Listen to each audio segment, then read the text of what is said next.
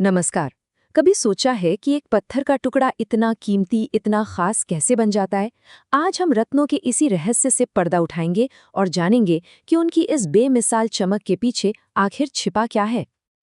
तो सवाल यही है, आखिर वो क्या चीज है जो एक आम से दिखने वाले पत्थर को एक अनमोल रत्न में बदल देती है? चलिए इस सवाल का जवाब ढूंढने के लिए एक छोटे से सफर पर निकलते हैं। किसी भी रत्न की कहानी पता है कहाँ से शुरू होती है? ये शुरू होती है जमीन के बहुत बहुत नीचे, उसके दिल में, जहां बेहिसाब गर्मी और दबाव के बीच इनका जन्म होता है। सच कहूं तो ये कुदरत का एक कमाल ही है। तो किसी भी पत्थर को रत्न का दर्जा 3 बातें देती हैं। पहली, जाहिर है, उसकी बेमिसाल खूबसूरती। दूसरी, उसका नायाब होना, मतलब वो कितनी मुश्किल से मिलता है। और तीसरी, उसकी मजबूती, इतना मजबूत कि पीढ़ियों गुजर जाएं पर वो वैसा का वैसा रहे। ये जानकर शायद हैरानी हो कि रत्न सिर्फ जमीन के नीचे ही नहीं बनते। कुछ रत्न तो खनिजों से, मतलब नॉन लिविंग चीजों से बनते हैं, जैसे कि हीरा या पन्ना। लेकिन कुछ रत्न ऐसे भी हैं जो जीवित चीजों से बनते हैं, जैसे मोती, जो सीप के अंदर बनता है, या फिर मूंगा। ठीक है, तो प्रकृति ने रत्न बना दिया, लेकिन वो अभी भी बस एक पत्थर है। असली जादू तो तब शुरू होता है जब उस पर रोशनी पड़ती है। तो चलिए अब देखते हैं कि ये लाइट, ये रोशनी कैसे एक पत्थर में जान फूंक देती है।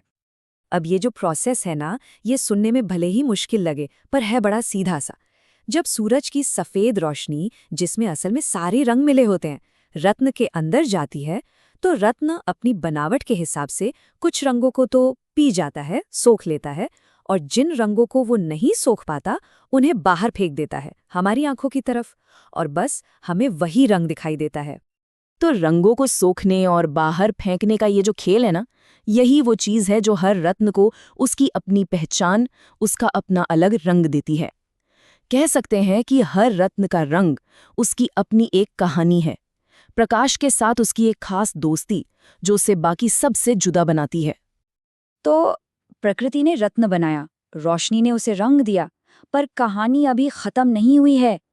असली खेल तो अब शुरू होता है, जहां इंसान की कलाकारी मैदान में उतरती है। देखिए, एक कच्चा अनघड़ा पत्थर बस एक पत्थर है। उसे तराश कर एक शाहकार में बदलना, ये एक कलाकार का ही काम है। 58, 58। अब ये नंबर सुनकर शायद लगे कि इसका क्या मतलब, लेकिन यकीन मानिए, एक रत्न की जगमगाहट के पीछे का सबसे बड़ा राज इसी नंबर में छिपा है। जी हाँ, ये 58 एक स्टैंडर्ड ब्रिलियंट कट में तराशे गए पहलुओं यानी फैसेट्स की संख्या है। और ये कोई ऐसे ही रैंडम नंबर नहीं है। इसके पीछे छिपा है गहरा विज्ञान, मैथ्स और फिजिक्स का ऐसा कमाल जो रत्न की चमक को कई गुना बढ़ा देता है। तो होता यह है कि ऊपर की तरफ, जिसे क्राउन कहते हैं, उस पर होते हैं 33 फैसेट्स, और नीचे पवेलियन वाले हिस्से में होते हैं 25 फैसेट्स।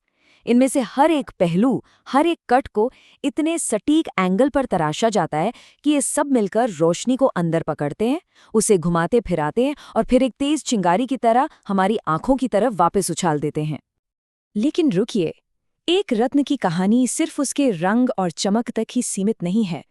उसके अंदर समाया होता है इतिहास, जुड़ी होती हैं कहानियां, और न जाने कितने विश्वास।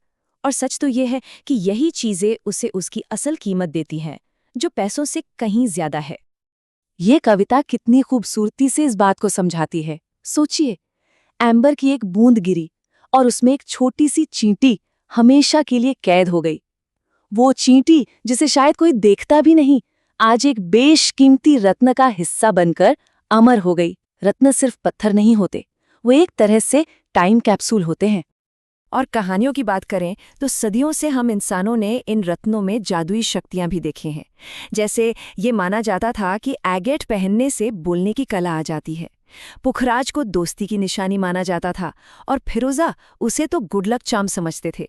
ये सारी मान्यताएं बताती हैं कि हमारे लिए ये पत्थर सिर्फ गहने नहीं थे, बल्कि एक तरह के तावीज थे। तो सवाल ये उठता है कि एक रत्न की असली ताकत किसमें है? क्या उसकी साइंस में, मतलब उसके क्रिस्टल स्ट्रक्चर और रोशनी को मोड़ने की काबिलियत में, या फिर हमारी सुनाई कहानियों में, उन विश्वासों में जो हमने पीढ़ी दर पीढ़ी इनसे जोड़े हैं? थोड़ा सोचें तो शायद जवाब इन दोनों के बीच में ही कहीं है।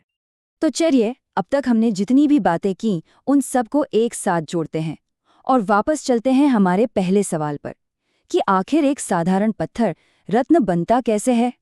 इसका जवाब असल में एक सिंपल से फॉर्मूले में है। सबसे पहले प्रकृति जो उसे बनाती है, फिर प्रकाश जो उसे रंग देता है, उसके बाद इंसान की कला जो उसे तराशती है, और आखिर में हमारी कहानियाँ जो उसे मतलब देती हैं। जब ये चारों चीज़ें मिलती हैं तब जाकर जन्म होता है एक बेशकीमती रत्न का। और जाने से पहले एक सवाल जरा सोचिए, जिस तरह हम पुराने जमाने के रत्नों में इतिहास और कहानियां ढूंढते हैं, उसी तरह आज से सैकड़ों साल बाद जब लोग हमारे दौर के रत्नों को देखेंगे तो उन्हें उनमें क्या नजर आएगा? वे हमारे बारे में कौन सी कहानियां पढ़ेंगे? ये एक ऐसा सवाल है जो इन चमकदार पत्थरों के रहस्य को और भी गहरा कर देता है।